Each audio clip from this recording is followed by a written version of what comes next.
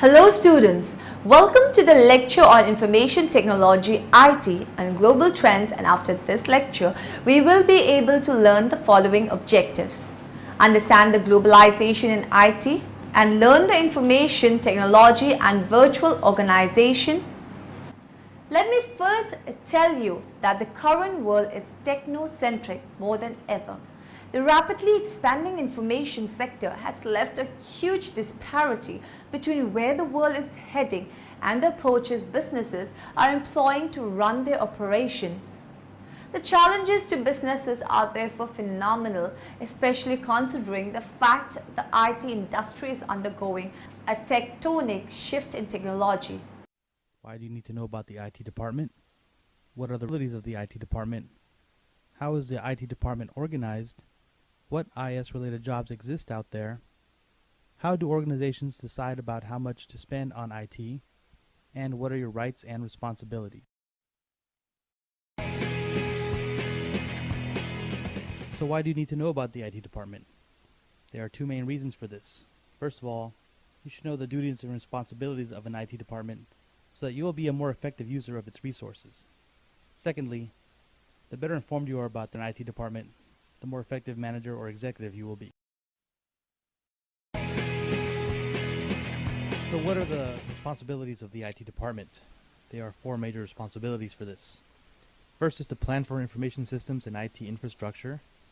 Then there's developing and adapting information systems and IT infrastructure. Then we have maintaining information systems and operating and maintaining the IT infrastructure. And lastly, to protect the infrastructure and data. Let's look at each of these responsibilities more closely. To plan for information systems and IT infrastructure, the IT department must position its activities to further advance the competitive strategy and improve decision-making of the company. They must also test new technologies and adapt infrastructure to meet business goals. Agile Enterprise is a term developed by Microsoft to describe a strategy that quickly and effectively modifies IT and IS activities to meet ever-changing business and market conditions. To develop and adapt information systems and IT infrastructure, the IT infrastructure such as networks, servers, etc. must be deployed and applied towards advancing the business strategy. Software and systems such as email and VPN access must also be created and applied to this end. As for maintaining information systems and operating and maintaining IT infrastructure, systems cannot be simply set up and left to their own devices by IT departments. They must be maintained, adjusted, and repaired as needed. One of the more important parts of these is maintaining network connectivity, as this is a crucial element of an IT department's responsibilities, since loss of such connectivity can have far-reaching consequences. Perhaps one of the most important responsibilities of an IT department is to protect infrastructure and data from human error, malicious human activity, and natural events and disasters. IT departments need to understand the risks and specify safeguards against them. They must work closely with management to assess the cost-benefit of implementing what could be potentially costly safeguards. So how is an IT department organized?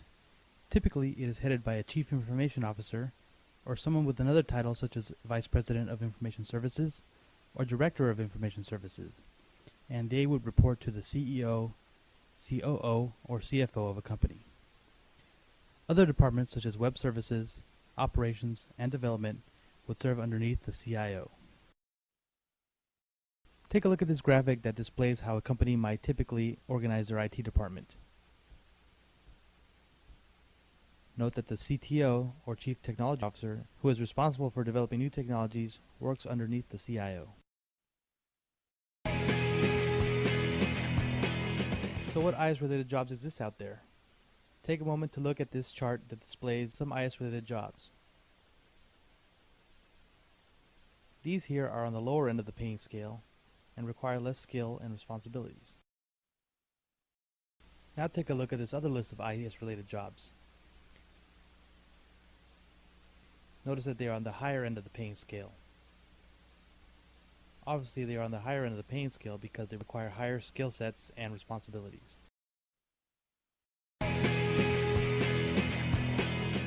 What are your rights and responsibilities? Well, your rights include having the proper hardware and software available to you to do your job proficiently, a secure computing environment, protection from worms, viruses, and other threats, prompt attention to problems, concerns, and complaints that you might have, and effective training, among others. Your responsibilities include the need to learn basic computer skills, security and backup procedures, to protect your passwords, to install only authorized programs, to apply software patches and fixes when directed to do so, and many others, as depicted on this list. Take a moment to review it.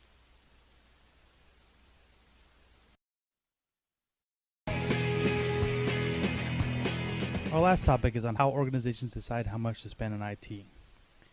First, they must analyze the costs and benefits in IT. Estimates on IT projects can be difficult because sometimes coming up with actual dollar amounts for these projects can be tricky. A tangible benefit can easily be computed. An example of this would be an investment that would produce a 10% reduction in customer support. An intangible benefit is not easily computed. An email system, for instance, that is used company-wide can have benefits that are very far-reaching and also very hard to calculate.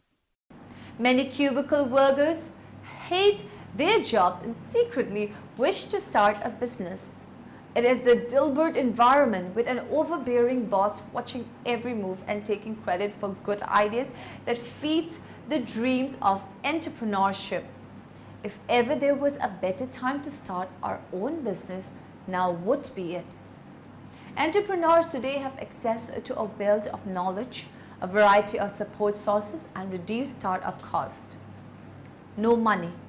Having enough money to start a business is claimed by many entrepreneur wannabes to thwarting their dreams. The reality of a successful business is to bootstrap it in the beginning and accomplish the most critical mission of any startup: finding a customer. No time, working a full-time job, raising a family, and enjoying a weekend out is the common time filled life when we work in Cube Villa. Time is a resource we can control. If we are going to be a successful business owner, mastering time is the key. Startups require sacrifices. No benefits? Let us face it, stepping out of the corporate world without benefits can feel like walking a trapeze without a safety net. It can be easier for a younger, healthy worker to forego the health benefits offered by a company. No family support? It is difficult enough to give up the comforts of the corporate world to start a business. Without the support of our family and friends, the journey can be challenging. To win the support of our family, take the time to explain the business and build a solid business plan. No courage? Dig deep enough and we will often find the reason for not starting a business are excuses. The biggest barrier to overcome is ourselves. Fear is present in all entrepreneurs. An information system is a set of people, data, and procedures that work together to provide useful information. It is essential to the functioning of a complex multinational corporation, MNC. The need for an effective management information system, MIS, function is particularly crucial for the survival and success of MNCs. Because of their international structure, MNCs are vulnerable to the uncertainties associated with the multiple political, cultural, and economic system within which they operate. Acknowledged and Paul Weyer provide the following primary strategies for developing a global information system. The participation of personnel from multiple sites can help create a plan that meets the requirements of all regions, can also increase the likelihood of mutual acceptance of the software and adhering to international standards. By this process, the construction of the various subsystems are performed at the local sites and integrated. The various systems are coordinated via common development methodologies, via shared software tool and email. In this process, the system is developed at the headquarters and then installed at the subsidiaries. The advantages of the process are lower cost, certainty of a standard operating procedure, and better communication. However, the disadvantages may include resistance by subsidiaries or incompatibility with the requirements of some regions. This process relies on a centralized system that develops a common global solution while taking into consideration and accommodating the regional needs of the subsidiary. This process can allow the subsidiary to alter the centralized approach to suit their separate requirements. The process involves selecting the best software currently in use within the organization and implementing it throughout the group. However, this process may require some modification due to the differences in the technological resources. Outsourcing provides that the system is developed by an external company. Outsourcing can be used to implement and enforce global standards along with reducing cost. The disadvantages to this process may be that management lost a certain amount of control and may also lose a competitive advantage. By this process, the organization simply purchased the required software instead of developing it themselves. With such unmodified packages, agreements can be made with vendors to provide better support and ensure that future modification will be compatible. By this process, the software required is modified by the vendors prior to acquisition. In many cases, only minimal modification is recommended due to the high cost of development and maintenance that can be incurred. This process involves the hiring of vendors to create and help administrate the system in its entirety. This process can have the advantages of ensuring that the latest technology is available and can allow be implemented quickly. Now, all those changes that we have been talking about here, I think you can derive them back to two rather simple but extremely powerful drivers. And basically it all began 1946, right after the Second World War. If you look at the statistics, in any country, in any part of the world, it's the same. Something began 1946. For some reason, we broke out of the nation state. We started to travel, send our kids abroad to study. We started to import. We started to export. We started to go on vacation abroad in the 60s and the 70s and the 80s, depending on what country we are talking about. It goes like a hockey stick curve. Dramatic increase. Today, we would call that globalization. All those things, when you take them together, that's globalization. You know, import, export, traveling, it began 1946. Some of you, of us, are latecomers. We started in the 70s and the 80s. Let's call that force globalization. The second force is even more powerful. And in a way, we are here gathered together around that force. Information technology.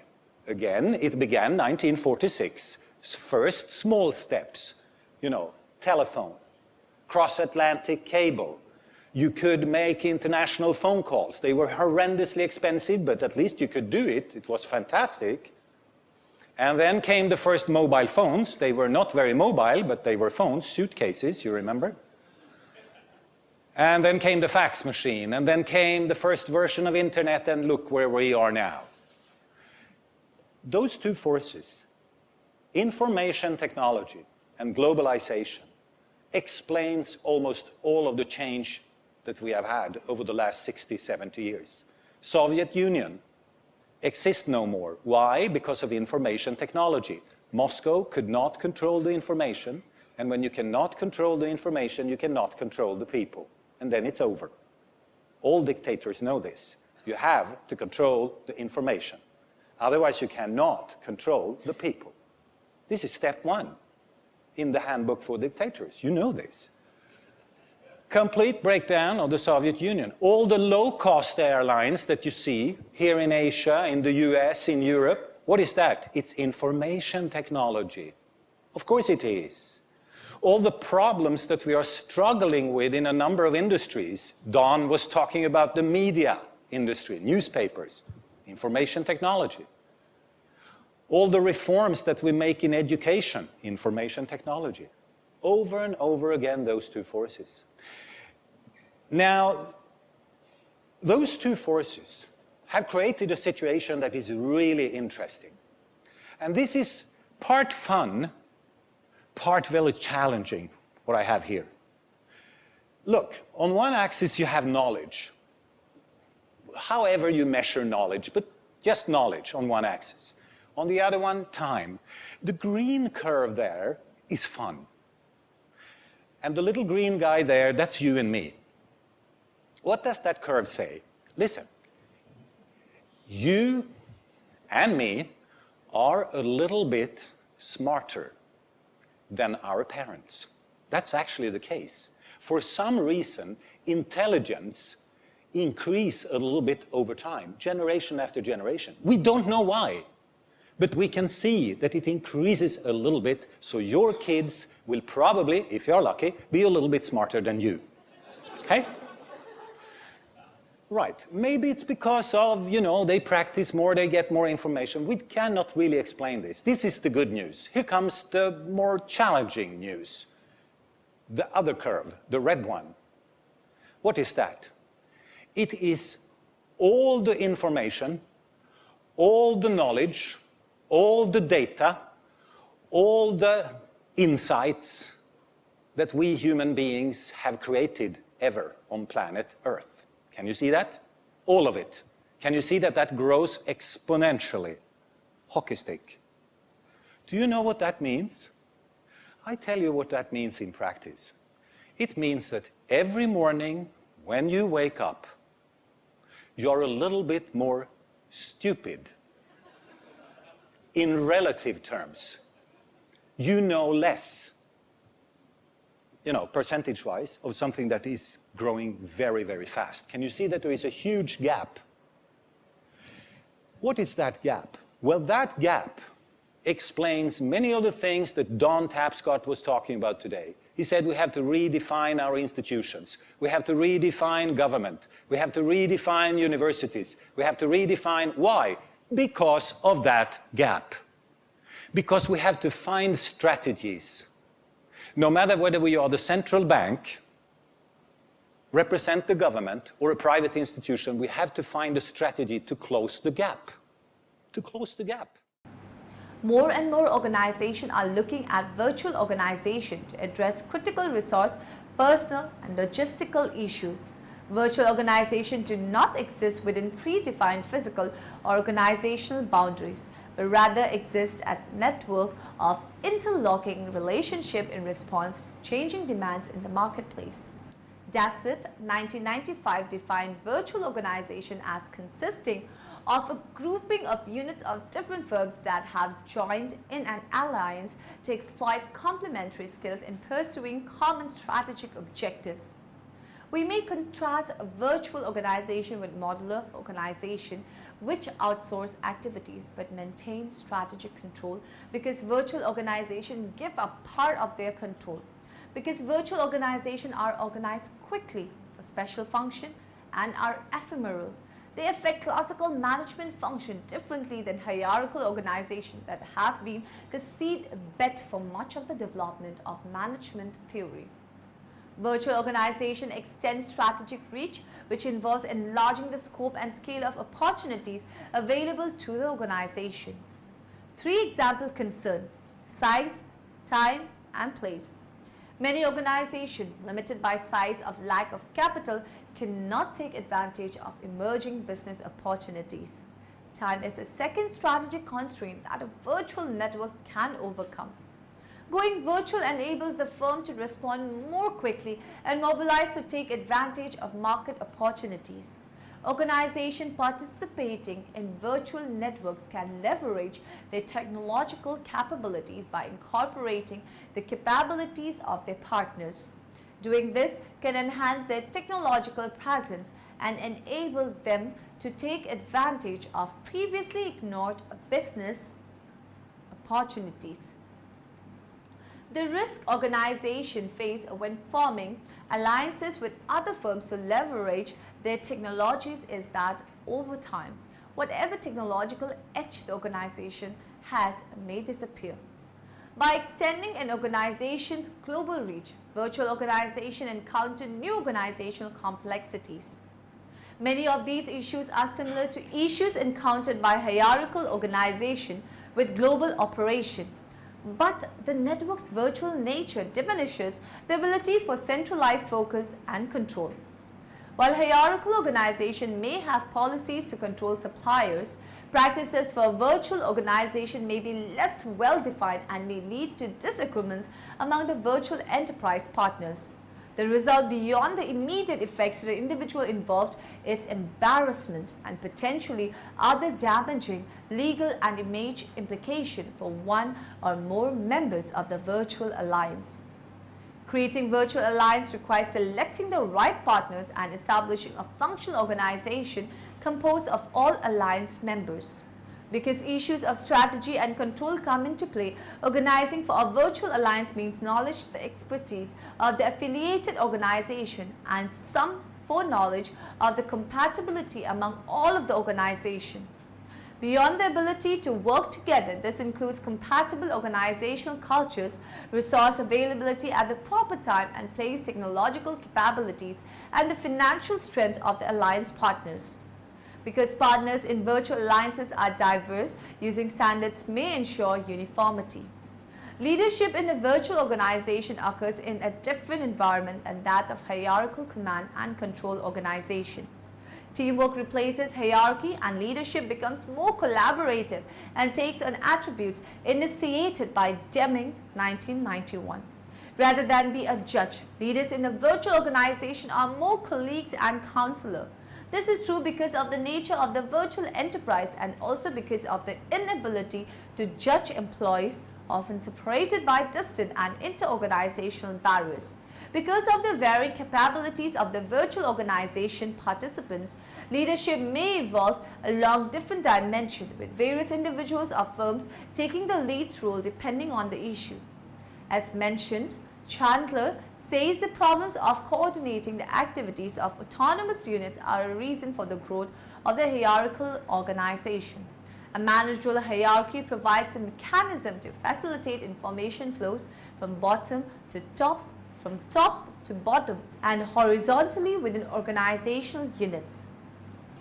The management process of coordination and control in virtual organization is multi-dimensional. Virtual organization must coordinate and control activities of units from different organizations, often located in different places and using different information systems and telecommunication networks to achieve objectives, where time is a critical factor. In addition, the virtual environment often means there is no informal network of relationship among the manager that has evolved over time in contrast with traditional organization. The benefits of outsourcing seem obvious, touted by experts across numerous industries as the answer to cutting costs for business functions ranging from information technology to accounting, marketing, and human resources. It seems possible that we could run an entire company without ever hiring a single employee.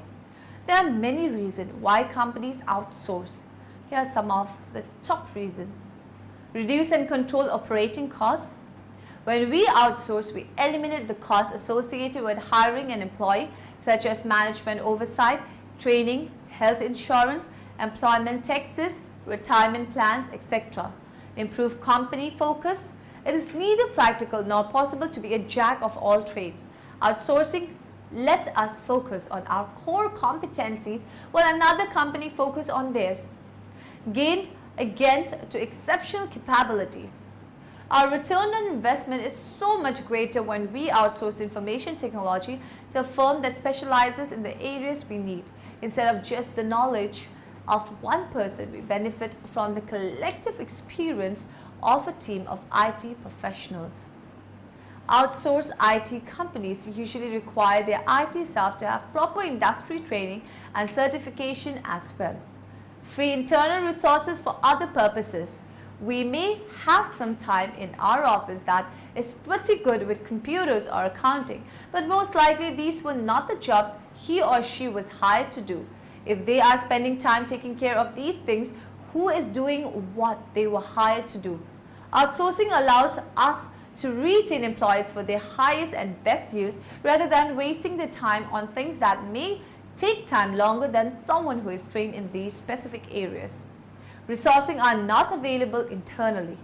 On the flip side, maybe we do not have any global trends, anyone in our company who can manage our IT needs, and hiring a new employee is not in the budget. Outsourcing can be a feasible alternative both for the interim and for the long term.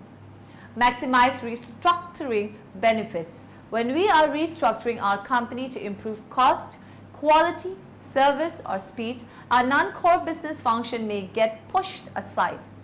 Function difficult to manage or out of control? This is definitely a scenario when outsourcing to expert can make a big difference.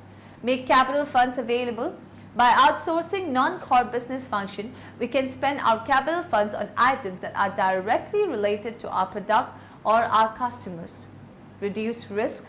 Keeping up with technology required to run our business is expensive and time-consuming.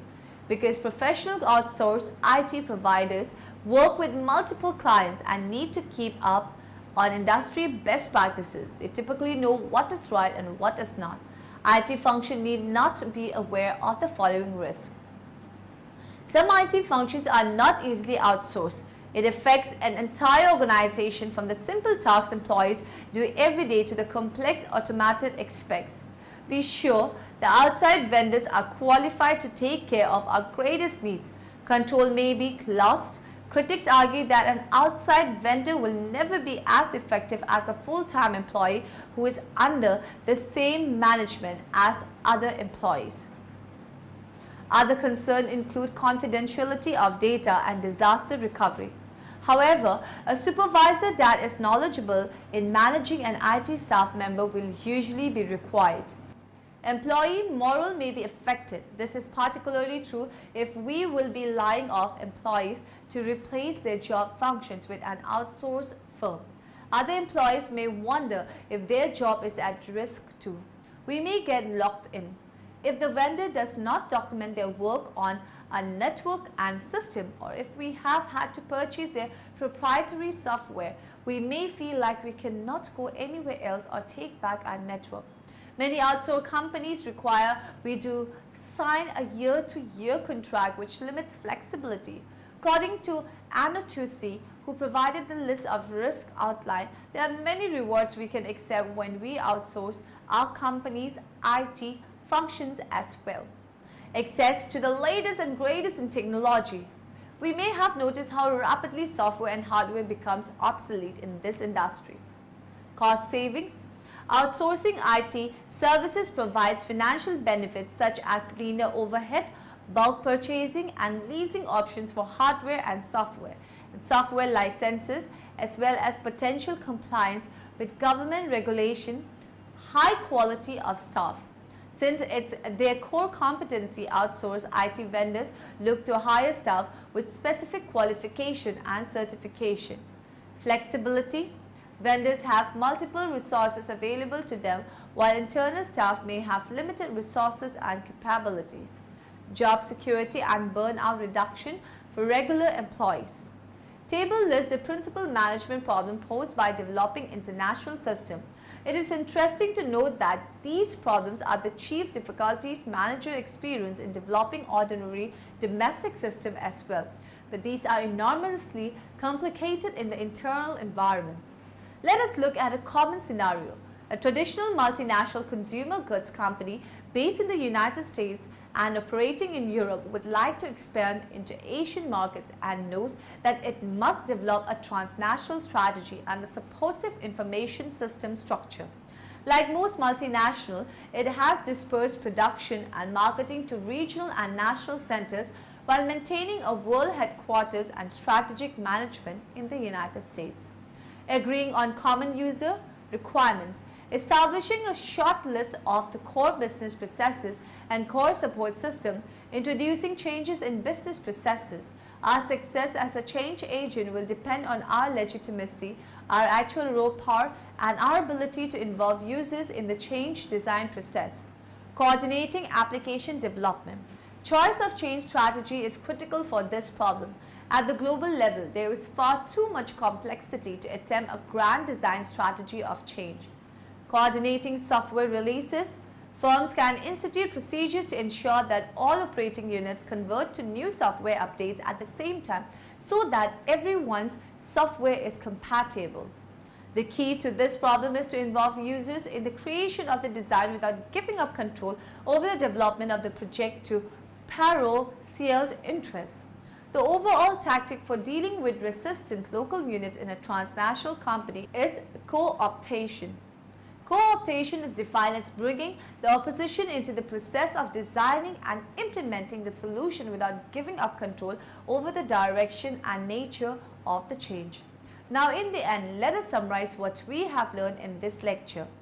A global economy is an economy whose core activities work as a unit in real time on a planetary scale. Globalization and liberalization do not eliminate the nation state, but they fundamentally redefine its role and affect its operation.